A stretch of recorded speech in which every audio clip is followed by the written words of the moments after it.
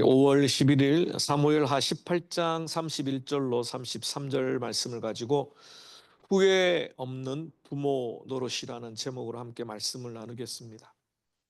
성경에 소개된 인물 중에 많은 사람들의 사랑과 존경을 받는 인물 한 명을 꼽는다면 대부분 다윗을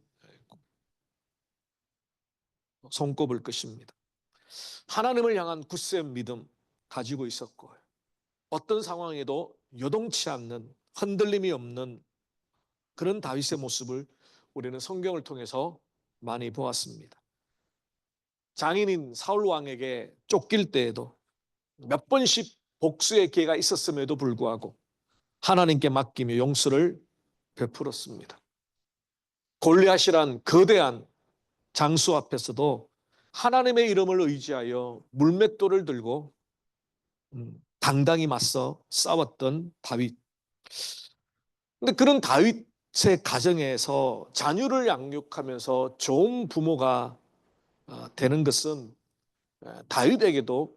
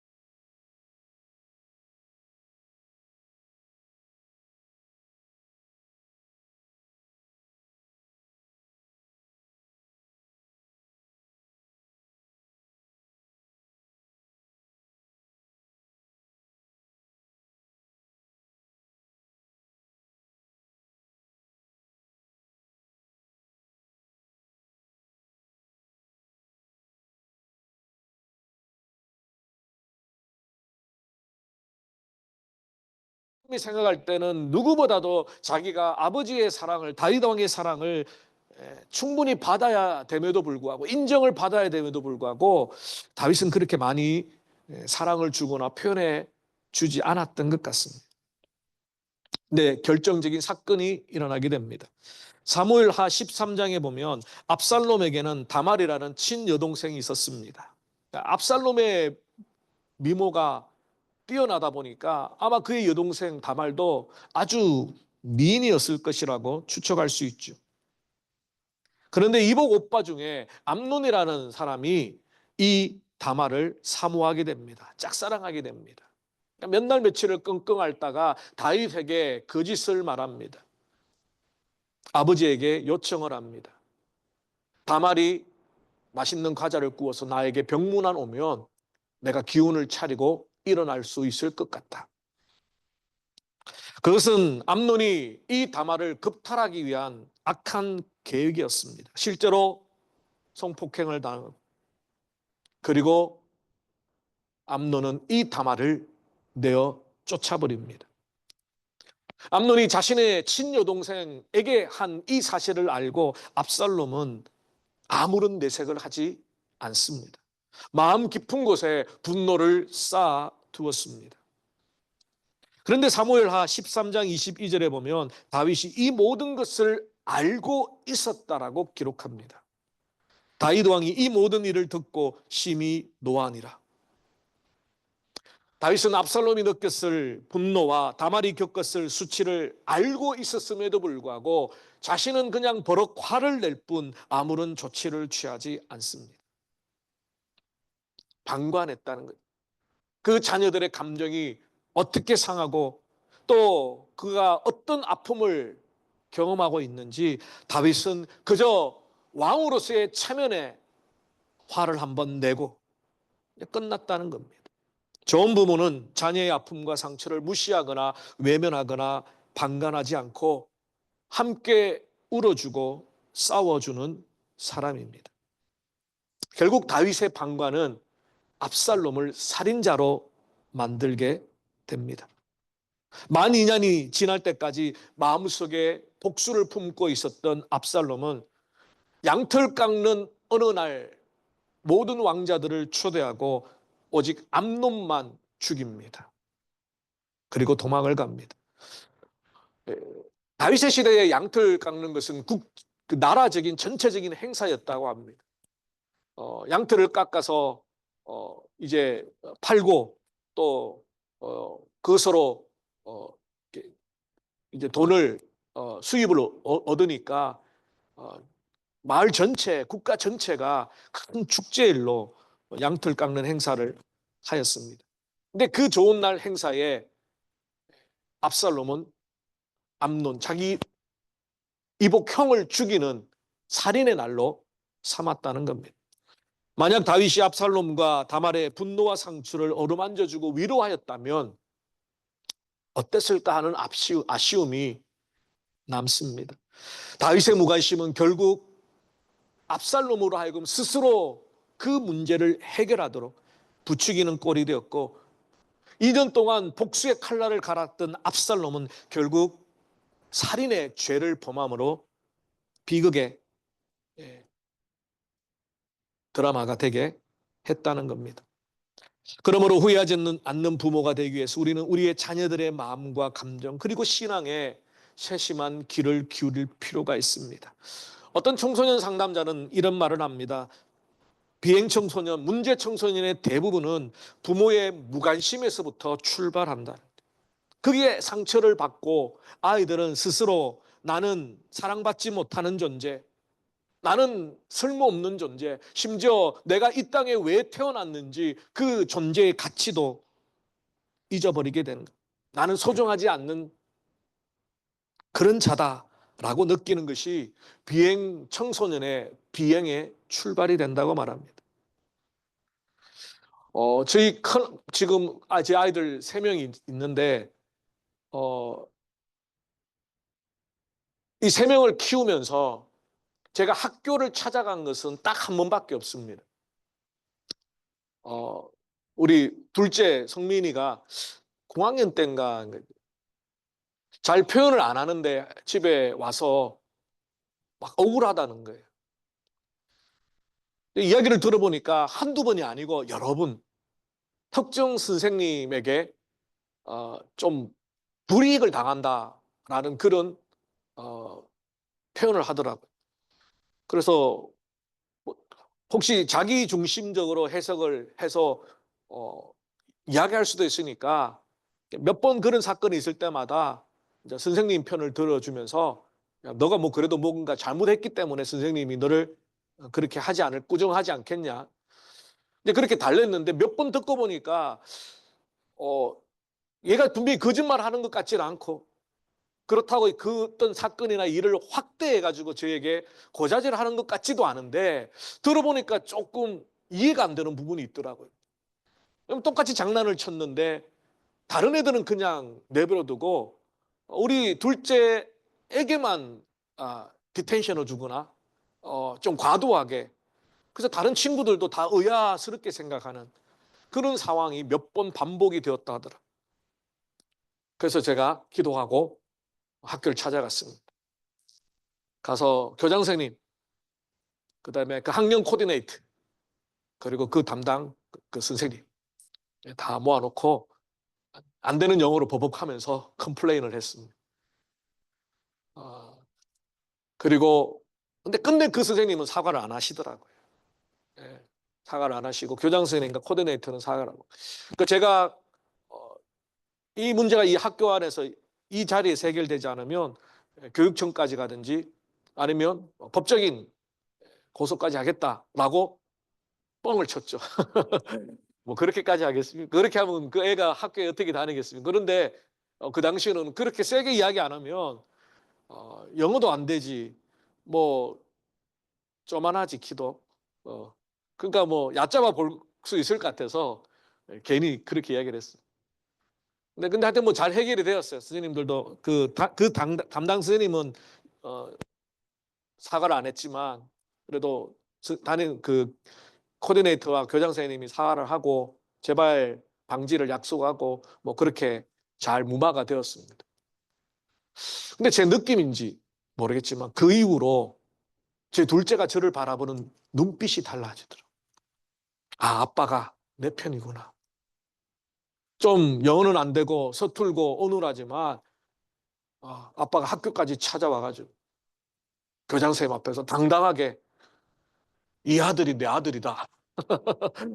왜 그렇게 하냐? 왜 상처를 주냐? 왜 불공평하게 하냐? 막 그렇게 따지고 했던 게 되게 큰 그게 되었던 것 같아요. 제가 물어보지는 않았습니다. 근데 눈빛만 봐도 알잖아요. 그때부터는 조금 달라지다.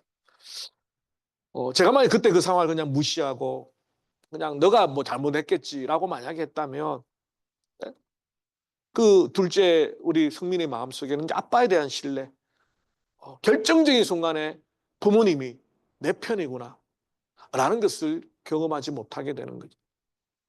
어쩌면 다윗에게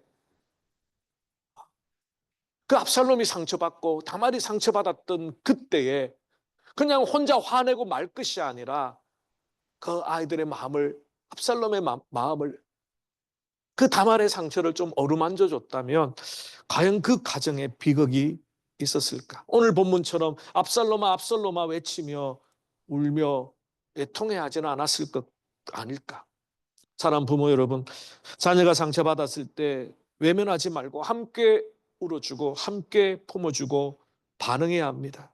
좋은 부모는 자녀의 고통을 외면하지 않고 그냥 지나치지 않고 무관심하지 않는다는 것을 우리가 오늘 본문을 통해서 기억해야 합니다. 두 번째로 후회하지 않는 부모가 되기 위해서는 자녀와의 단절을 방치하지 말아야 합니다. 사무엘하 13장 37절 이하에 보면 암논을 죽인 압살롬이 외갓집으로 도망갔을 때 다윗이 너무나 슬퍼했다라고 기록합니다. 압살롬은 도망하여 그술왕 암미훌의 아들 달메에게로 갔고 다윗은 날마다 그의 아들로 슬퍼하니라. 근데 다윗은 압살롬을 향한 그리움으로 밤잠을 설치면서도 압살롬을 찾아오지도 않고 찾아오라고 말하지도 않습니다. 다윗의 진심을 알고 있었던 요압 장군이 다윗을 설득해서 겨우 압살롬을 데리고 옵니다. 근데 압살롬이 예루살렘에 돌아와서 다윗이 만나주지 않습니다. 사무엘하 14장 23절. 요압이 일어나 그술로 가서 압살롬을 데리고 예루살렘으로 오니 왕이 이르되 그를 그의 집으로 물러가게 하여 내 얼굴을 볼 수 없게 하라 하매 압살롬이 자기 집으로 돌아가고 왕의 얼굴을 보지 못하니라. 그렇게 압살롬이 예루살렘에 2년을 머무는 동안에 한 번도 다윗은 압살롬을 만나지 않습니다. 그술에 도망가서 3년, 예루살렘에 돌아와서 2년, 총 5년을 밤마다 그리워했던 다윗이 왜 압살롬을 만나주지 않았는지, 왜 그를 한번 품어주지 않았는지 도무지 이해가 되지 않습니다. 살인을 저지른 압살롬에 대한 징계였을까요? 왕가의 체면을 구겨놓은 압살롬이 정말 꼴보기 싫었을까요? 잘 모르겠어요. 목회상담학자인 이관직 교수는 다윗의 이런 모습을 회피성 인격장애라고 진단을 합니다. Avoidant Personality Disorder. 저에게도 약간 이런 경향이 있는 것 같아요. 저도 이렇게 싫은 소리를 하거나 누군가에게 지적질을 하거나 누구에게 뭔가 크게 혼을 내거나 이런 것이 참 두려워요. 누군가 이렇게 싸움에 끼어든다거나 갈등을 조장한다거나 싸움을 붙인다거나 이런 것 자체가 되게 무섭고 불편하고 불쾌하고. 근데 그러다 보니까 자꾸 이렇게 피하게 돼요. 그냥. 근데 다윗도 그랬던 것 같습니다. 이간직 교수님에 의하면 다윗이 압살롬과 어떻게 화해해야 될지, 살인을 범한 그 아들, 물론 그 원인을 제공했던 것은 다윗 자신이죠. 알고 있음에도 불구하고 몇 년 동안 압살롬이 살인을 키워가도록 그냥 내버려 방치해뒀던 다윗 자신의 불찰인지를 알기 때문에 이걸 어떻게 해결해야 될 방법을 몰랐기 때문인지는 모르겠지만 그렇다 하더라도 예루살렘 지척에 두고 2년 동안이나 그 얼굴 한번 보지 않았다는 거예요. 정말 중요한 것은 압살롬이 받았을 정서적이고 관계적인 단절은 더 큰 상처로 그의 마음에 새겨졌을 것이라는 겁니다. 살인에 대한 죄책감, 아버지 다윗에 대한 두려움과 분노, 그리고 소외감과 외로움, 불확실한 미래에 대한 좌절감, 온갖 감정들이 압살롬의 마음에 요동쳤을 겁니다. 다윗이 요압 장군을 통해서 압살롬을 예루살렘에 다시 데리고 오라 했을 때만 해도 압살롬은 아마 기대했을 겁니다. 그래, 이제 새로운 삶을 살자. 내가 아버지께 용서를 구하고 이제 정말 이 죄책감을 다 떨어버리고 정말 새롭게 내가 살자. 그런데 그 2년 동안 다윗은 만나주지 않았던 겁니다. 얼마나 힘들고 답답했는지 압살롬은 요압 장군을 찾아가서 2번이나 아버지를 만나게 해달라고 요청을 합니다. 그러자 다윗이 또 거절합니다. 그때 압살롬이 어떻게 했습니까? 성경 퀴즈. 저는 사춘기 때 막 감정이 이렇게 막 올라올 때 저도 모르게 이제 벽을 때렸다가 다시는 벽을 때리면 안 되겠다. 벽은 내 손보다 더 세다. 그래서 생각했던 게 팔꿈치였습니다. 팔꿈치로 문을 이렇게 한 번 딱 때렸어요. 때렸는데 이게 문이 이렇게 뻥 뚫리더라고요. 근데 이제 저녁에 아버지 오시면 큰일 나잖아요. 근데 어머니가 그게 달력으로 그림으로 이렇게 탁 막아주시더라고요. 근데 압살롬은 그 아버지의 거절, 아버지가 만나주지 않는다는 그 소식에 분노해서 무엇을 했을까요? 성다라 집사님 기억나세요? 네? 네? 발라는 그 뒤에 그 보리밭에 불을 지릅니다. 사무엘하 14장 30절. 압살롬이 자기의 종들에게 이르되 보라, 요압의 밭이 내 밭 근처에 있고 거기 보리가 있으니 가서 불을 지르라 하니, 불을 지르자 말자 다윗이 화들짝 놀라서 압살롬을 만나 줍니다. 이런 극단적인 행동 뒤에 비로소 다윗이 압살롬을 부릅니다. 압살롬은 땅에 엎드려져 아버지에게 절을 하고 다윗은 입을 맞추며 화해를 하는 것처럼 보입니다. 표면적으로는 화해를 하고 회복된 것처럼 보이지만 오랜 시간 단절되어 있었던 정서적이고 관계적인 단절은 한 번의 포옹과 한 번의 입맞춤으로 완전히 치유되지 못했습니다. 의학용어 중에 골든타임이 있습니다. 외상이나 중대한 질병이 발생한 직후 적절한 응급조치가 취해지느냐, 그렇지 않으면 생명을 잃어버릴 수 있는 시간적인 한계, 그게 골든타임이죠. 심정지는 4분 이내에, 심경근색은 2시간 이내에, 뇌졸중은 3시간에서 4시간 이내, 대량 출혈은 1시간 이내에 응급처치를 해야 됩니다. 그게 골든타임입니다. 마찬가지로 관계적 골든타임이 있습니다. 부모 자식 간에도 골든타임이 있습니다.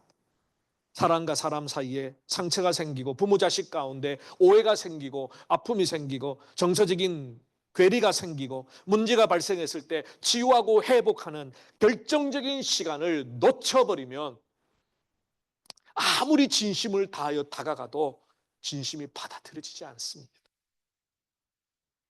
골든타임 내에 관계를 회복하려고 하는 기대가 서로 있지만 그 시간을 지나버리면 더 이상 그런 기대도 그것의 필요성도 느끼지 않기 때문에 마음의 문을 닫아버립니다. 그렇습니다. 다윗은 압살롬이 예루살렘에 3년 만에 돌아왔을 때가 골든타임, 진심으로 관계를 회복하려고 했던 그때가 기회였습니다. 마지막 기회였습니다. 우리가 후회하지 않는 부모가 되기 위해서 우리에게 주어진 관계적 골든타임을 잘 지혜롭게 사용해야 됩니다. 그 골든타임은 정말 짧은 시간이지만 결정적인 시간이기 때문입니다. 때로는 자녀는 다가가기를 원하지만 부모가 마음의 문을 닫힐 때가 있습니다. 사실 부모도 상처받아요. 자식에게 상처받잖아요.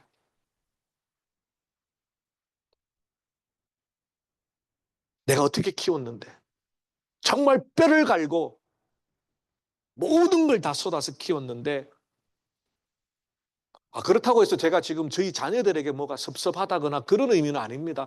목사님이 우리 그 애들한테 되게 아니에요. 어제도 모더스데이라고 또 뭐 이렇게 자랑은 아니고요. 하여튼 저희들 집의 이야기는 아니고요. 가끔 그럴 때가 있어요. 아마 우리 부모님도 저에게 표현을 안 하시지만 섭섭하신 게 있을 것 같아요. 한 번도 그런 내색은 안 하셨지만 여러분은 자녀를 키우실 때 뭐 그런 일 없으신 거예요? 섭섭할 때. 부모가 마음의 문을 닫으면 관계는 더 멀어집니다. 부모라는 근위와 체면을 내려놓고 먼저 다가가지 않으면 자녀들은 더 큰 상실감과 고립감으로 아파합니다. 그래서 관계 문제를 너무 오랫동안 단절과 감정의 관계를 너무 오랫동안 방치해 두지 말라는 거예요. 결국 그것 때문에 골든타임을 놓치고 압살롬은 이제 아버지를 뒤엎는 쿠데타를 일으키는 자가 됩니다. 세 번째로 후회하지 않는 부모가 되기 위해서는 신앙의 문제라든가 정말 죽고 사는 문제, 정말 목숨을 걸어야 될 그런 문제 말고는 자녀와의 싸움에서 이기려고 애쓰지 마십시오. 사무엘하 15장에는 압살롬이 반역하는 장면이 기록되어 있습니다. 압살롬은 성문 앞에서 사람들을 재판을 해주고 민심을 듣고 아버지가 아닌 내가 재판관이 되면 불이익이 없도록 억울함을 풀어줄 거다라고 사람들의 마음을 훔쳤습니다. 그리고 왕권을 차지하기 위해서 쿠데타를 일으킵니다. 근데 그때가 언제인 줄 아십니까? 언제 압살롬이 아버지 왕의 그 왕권을 뒤엎기 위해서 쿠데타를 D-Day로 잡은지 아십니까? 몇 년이 지난지 아십니까? 4년이 지났습니다. 4년 동안 압살롬은 아버지와 관계의 회복을 기대하고 있었고 기다리고 있었고 어쩌면 아버지의 왕권을 뒤엎을 만큼 그렇게 아버지에게 칼날을 들이댈 만큼 압살롬이 악한 아들은 아니었을 겁니다. 그 4년 동안 아무 일도 일어나지 않았다. 사무엘하 15장 7절 이하의 말씀입니다. 4년 만에 압살롬이 왕께 아뢰되 내가 여호와께 서원하는 것이 있사오니 청하건대 내가 헤브론에 가서 그 서원을 이루게 하소서라고 거짓말을 하고 사람들의 군사들을 모아 D-Day를 정하고 이제 아버지를 치기 위해서 옵니다. 그 소식을 듣고 다윗이 도망합니다. 머리를 가리고 맨발로 감난사모로 도망하는 다윗의 마음은 어땠을까요? 어쩌면 압살롬은 정말 다윗을 내쫓고 왕이 되려고 하는 그런 것이 아니라 아버지께 인정받고 싶고, 어쩌면 아버지와 그 관계를 회복하고 싶고, 그런데 그것이 이루어지지 않는 것에 대한 갑절의 분노, 자신의 마음을 만져주지 않는 무관심한 그 모습에 결국 아버지를 향하여 칼을 들이대지 않을까. 만 4년의 긴 시간 동안 압살롬은 아버지 다윗을 넘어서기 위한 싸움을 준비하고 마침내 실행하게 됩니다. 근데 결정적으로 하나님이 다윗 편이네요. 압살롬이 노새를 타고 가다가 큰 상수리 가지에 머리카락이 걸려서 버둥버둥거립니다. 그때 요압 장군이 그의 심장을 창으로 찌릅니다. 사무엘하 18장 14절 말씀입니다. 요압이 이르되 나는 너와 같이 지체할 수 없다 하고 손에 작은 창 셋을 가지고 가서 상수리 나무 가운데서 아직 살아있는 압살롬의 심장을 찌르니 요압의 무기를 든 청년 10명이 압살롬을 에워싸고 쳐 죽이니라. 다윗은 압살롬이 전쟁 가운데 죽었다는 소식을 듣고도 기뻐할 수 없습니다. 왜냐하면 자식이기 때문에. 오늘 본문에 보면 다윗은 가장 먼저 압살롬이 어떻게 되었는지 물었습니다. 다윗을 제외한 모든 신하들은 하나님께서 당신의 원수를 처단하셨다라고 표현합니다. 정확하게 오늘 본문에도 당신의 원수라고 표현했습니다. 그런데 다윗은 내 원수가 아니죠. 내 자식이죠. 그것도 가장 사랑했던 비운의 아들 압살롬. 마음이 심히 아파 문 2층으로 올라가서 우니라. 뭐라고 말합니까? 내 아들, 내 아들, 내 아들. 이 통곡은 다윗의 오랜 침묵과 방관, 제대로 표현하지 못했던 사랑에 대한 뒤늦은 후회였을 겁니다. 아들을 진심으로 사랑했지만 그것을 말하지 못하고 보여주지 못한 아버지의 통곡. 가끔 연예인들 중에 부모님의 반대로 결혼을 할 기회를 놓쳤다, 그래서 안 한다, 그런 연예인들이 이야기를 이제 들으면, 물론 부모님의 입장에서 여러 가지 며느리로 맞이하든, 혹은 며느리 말고 또 뭐가 있죠? 사위로 맞이하든, 예, 그게 좀 내 눈에 안 차고 성에 안 차고 그럴 수 있겠죠. 근데 그게 이제 극심한 반대를 하다 보니까 그 자녀 입장에서 그게 상처가 되는 거죠.